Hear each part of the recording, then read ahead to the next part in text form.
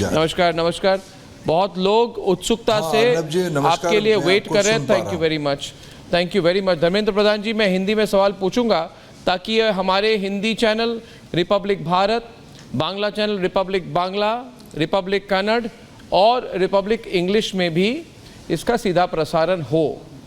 तो मैं आपसे 2-3 सवाल पूछना चाहूँगा। मैं चाहूँगा आप पूरी समय से हमें इस पर विस्तृत तौर से इसका जवाब दें ताकि जितने हमारे स्टूडेंट्स हैं इनको एक तरह से आश्वासन भी मिले और फ्यूचर प्लानिंग भी कर सके।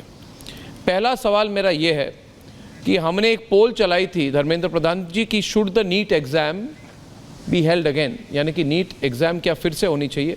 80 से ज़्यादा प्रतिशत लोगों ने कहा कि नीट एग्ज़ाम को फिर से करवाइए। तो क्या सरकार इस ऑप्शन के लिए ओपन माइंडेड है?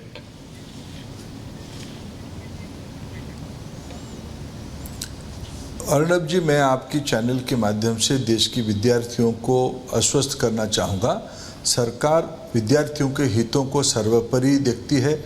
उनके लिए एक पारदर्शी व्यवस्था हमारी प्रतिबद्धता उसी के साथ है। जो न्यायोचित होगा, जो जस्ट होगा, ये सारा विषय सुप्रीम कोर्ट की निगरानी में भी है।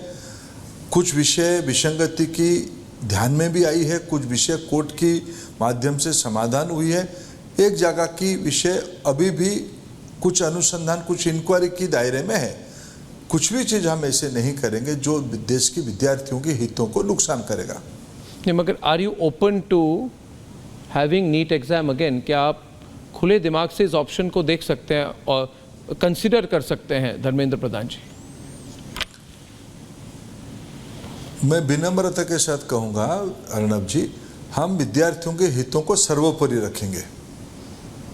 क्या आप सुप्रीम कोर्ट के फैसले के लिए वेट करेंगे? 8 तारीख को सुप्रीम कोर्ट का फैसला है, मगर मंत्री जी अगर 8 तारीख तक सरकार रुके तब तक काउंसलिंग हो जाएगी, कॉलेजेस अलॉट हो जाएंगे, और जितने छात्र हैं जो कह रहे हैं कि हमें इस बार जस्टिस नहीं मिली है ना, उनका क्या होगा?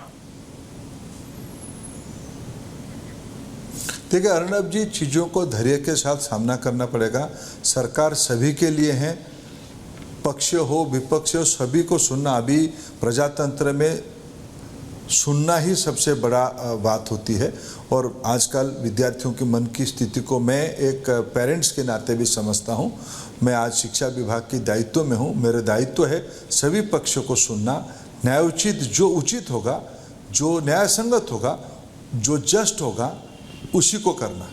मैं जैसे आपको और उसके ऊपर कोर्ट का भी एक नज़र है, आपका भी नज़र है। नहीं, कोर्ट की नज़र से ज़्यादा मुझे सरकार की नज़र पर मैं सवाल पूछना चाहता हूं, क्योंकि चुना तो सरकार ने है, सरकार को है, लोगों ने कोर्ट को नहीं चुना है। कोर्ट की अपनी मर्यादा है, मगर सरकार की भी अपनी जिम्मेदारी है। तो आप सरकार की जिम्मेदारी क्या होगी इसमें? अगर हाई लेवल कमेटी हो धर्मेंद्र प्रधान जी, बहुत समय चला जाएगा। नहीं अर्णब जी, उसमें कंफ्यूज ना करें। हाई लेवल कमेटी है। इस सारे घटनाक्रम में एनटीए जो देश की करोड़ों बच्चों की परीक्षा हर एक साल कराती है, उसकी फंक्शनिंग के ऊपर कुछ बुनियादी प्रश्न आए हैं।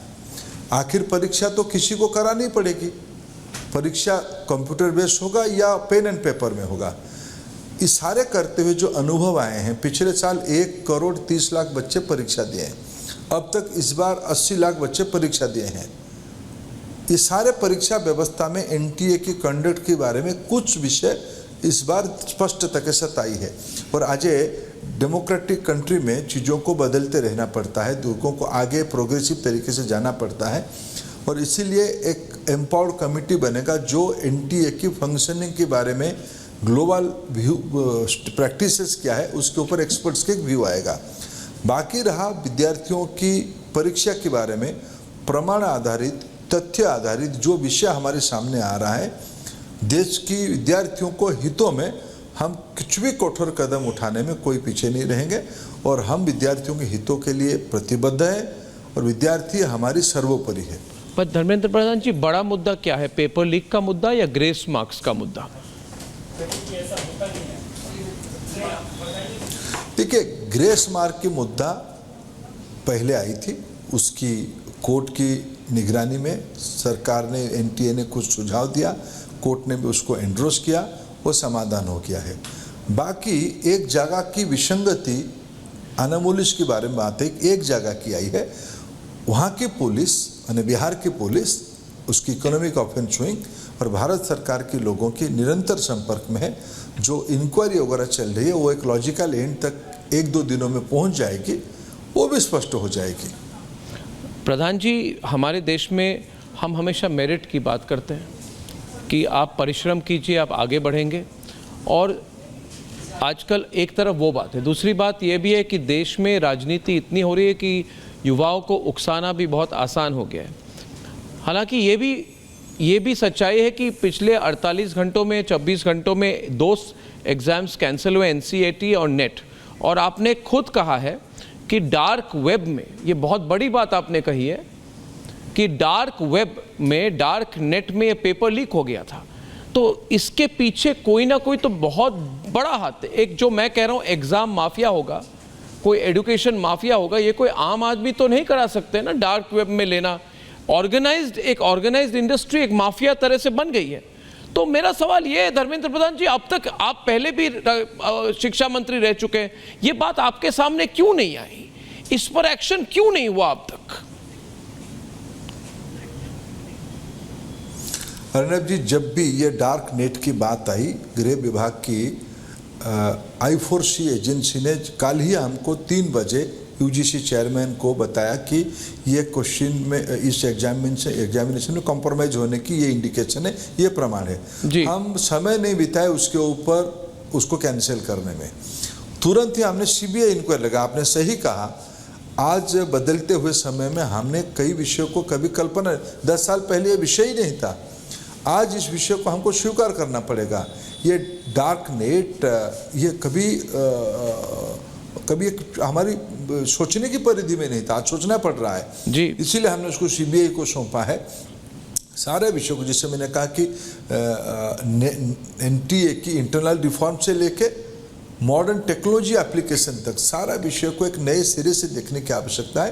ये सारे में देश में विद्यार्थियों को अच्छे पढ़ाई करवाना है, मेरिट्स को आगे रखना है, देश में नौकरियों में पारदर्शिता लाना है, ये सब भारत सरकार प्रतिबद्ध है उसको करने के लिए। हमने तो कानून भी लाया, पब्लिक एग्जामिनेशन में कोई गड़बड़ी ना हो, लॉ डिपार्टमेंट ने कानून लाया है, जल्दी उसको अमल भी किया जाएगा।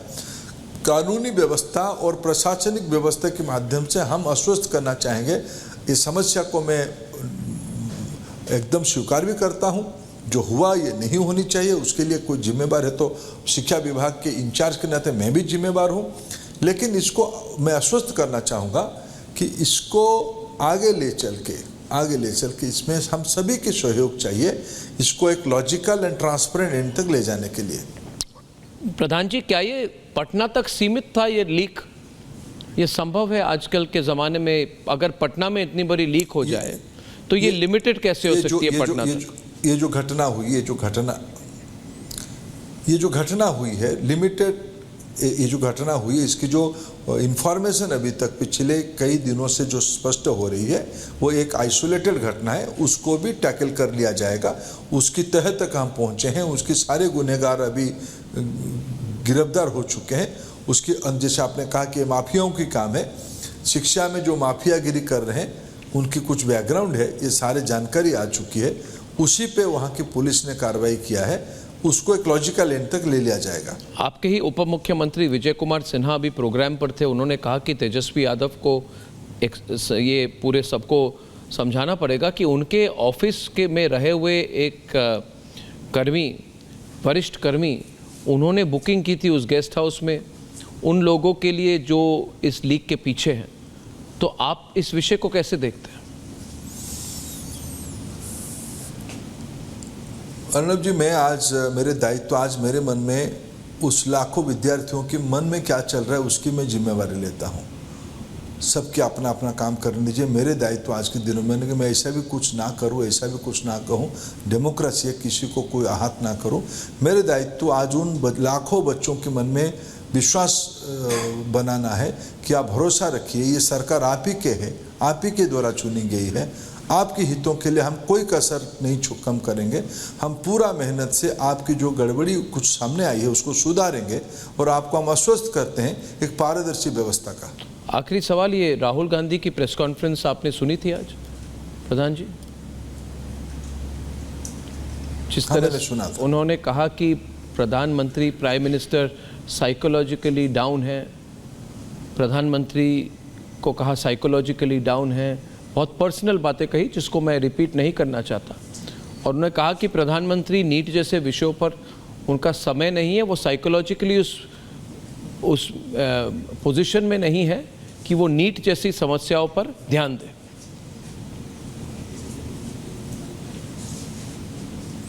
देखिए राहुल जी, मेरा भी एक स्वभाव है, किसी की संस्कार और किसी के मन की कुंठा के बारे में हम क्या कह पाएंगे। मैं फिर कहूँगा, मेरे दायित्व है देश की विद्यार्थियों की मन में क्या चल रहा है। किसी के मन की बात में जो चले चले, देश की विद्यार्थी की मन मजबूत रहे। As a parent, as a guardian, as a secretary incharge, ये मेरा दायित्व है। जी, Dharmendra Pradhan ji, thank you very much, बहुत बहुत धन्यवाद।